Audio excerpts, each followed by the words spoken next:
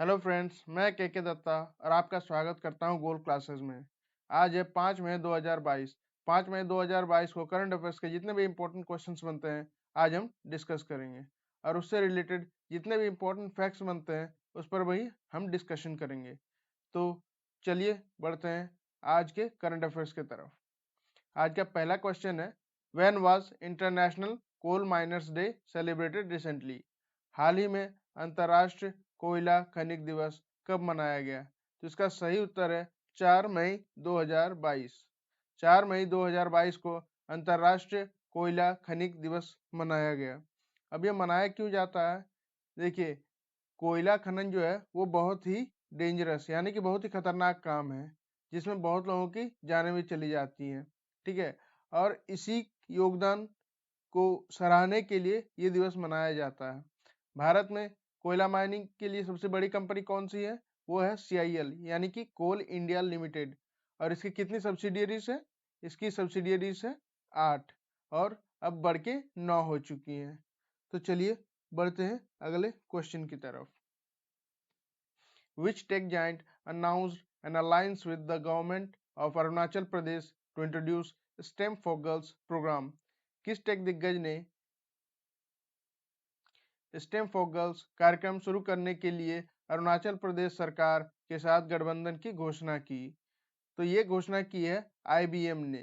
IBM एक take form है यानी कि टेक्नोलॉजी रिलेटेड फॉर्म से IT फॉर्म है, ठीक है, जिसने STEM यानी कि science, technology, engineering and mathematics for girls system का अनावरण किया। ठीक है, ये है STEM यानी कि विज्ञान, प्रौद्योगिकी, इंजीनियरिंग और गणित। अब ये कहाँ हुआ है? ये हुआ अरुणाचल प्रदेश के स्कूल और शिक्षा विभाग के साथ इनका अलायंस हुआ है, ठीक है, यानी गठबंधन हुआ है। राज्य के 15 जिलों में 130 से अधिक माध्यमिक और उच्च माध्यमिक विद्यालयों के बच्चियों को इससे फायदा मिलेगा। ठीक है, तो चलिए जानते हैं अरुणाचल प्रदेश के बारे में। यह है अरुणाचल प्रदेश। अरुणाचल प्रदेश की राजधानी है ईटानगर। मुख्यमंत्री हैं श्री पेमा खांडू। सर जो गवर्नर है वो है ब्रिगेडियर BD मिश्रा और मुख्य न्यायाधीश है सुधांशु धूलिया।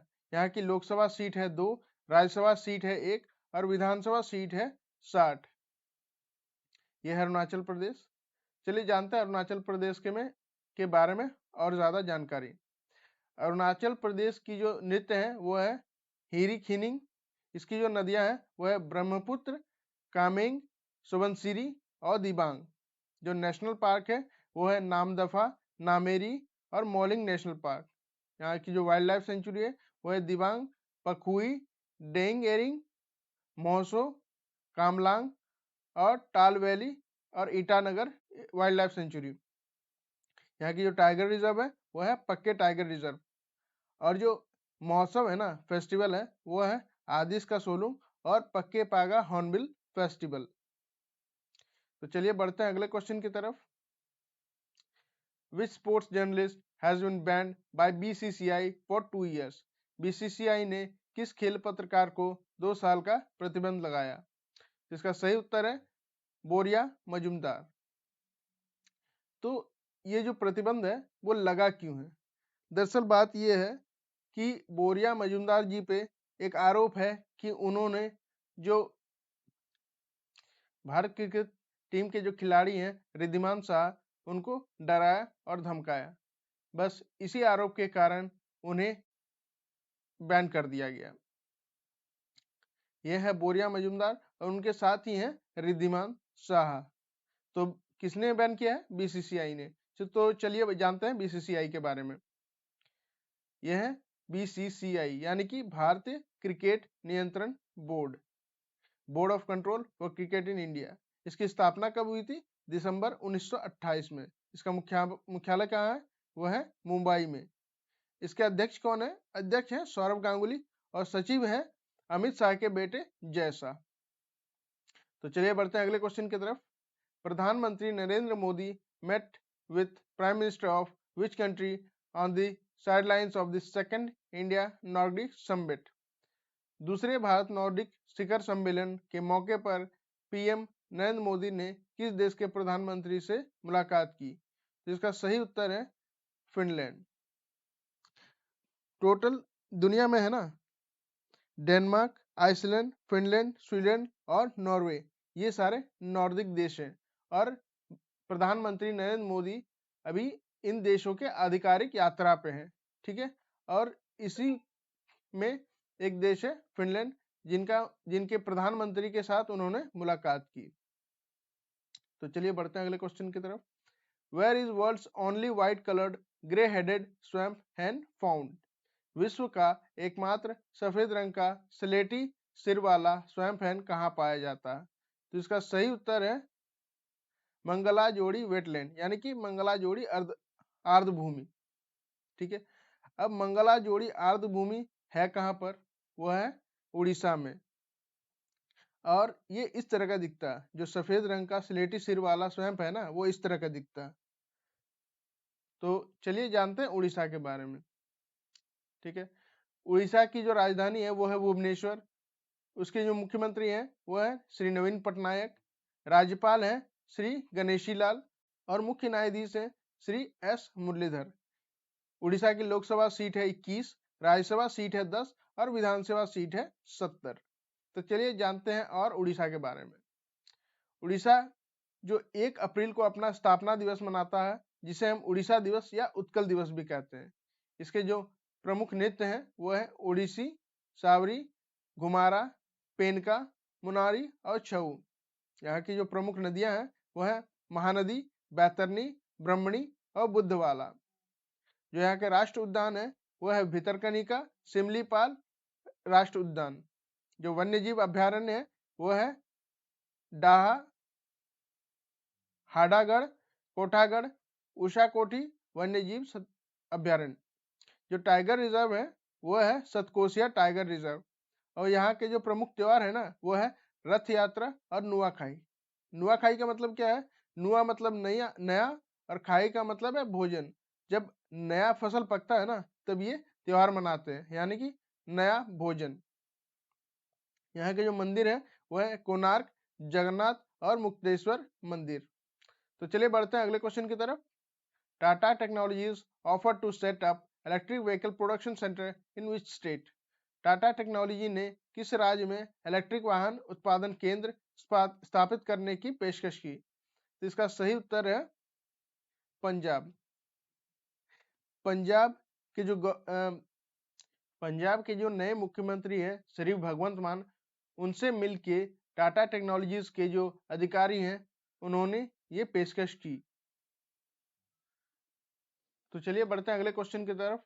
विच state administration announce to preserve liberation war burial site?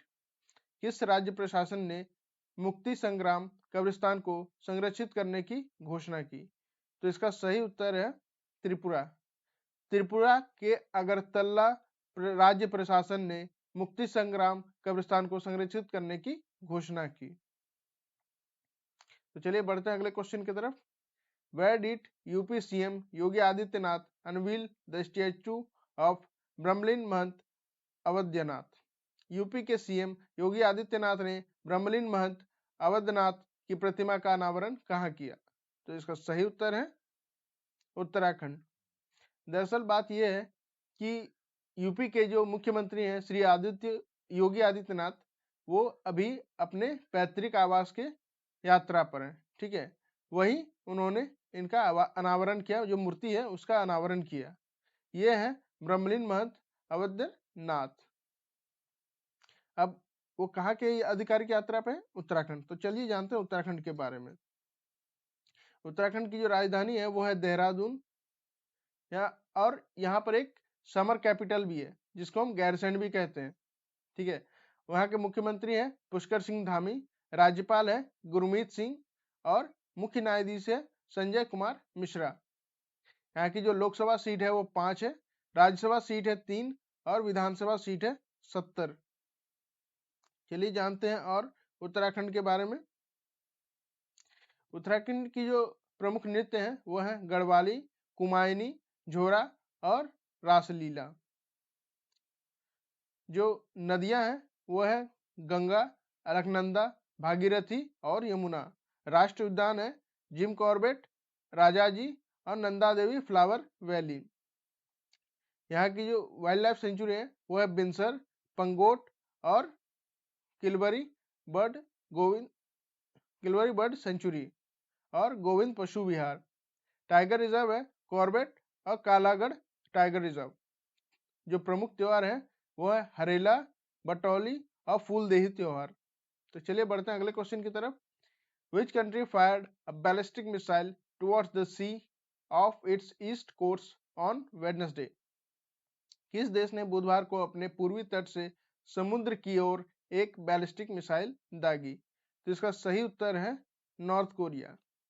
दरअसल नॉर्थ कोरिया जो है वो अपनी पावर को दिखाने के लिए, अपने ताकत को दिखाने के लिए हमेशा कोई ना कोई मिसाइल परीक्षण करता रहता है। और बैलिस्टिक मिसाइल क्या है? बैलिस्टिक मिसाइल एक ऐसी मिसाइल प्रणाली है जो कि हमारे जो एटमॉस्फेयर है, ठीक है, उससे बाहर जाके उड़ता है और उसके बाद कहीं जाकर गिरता है।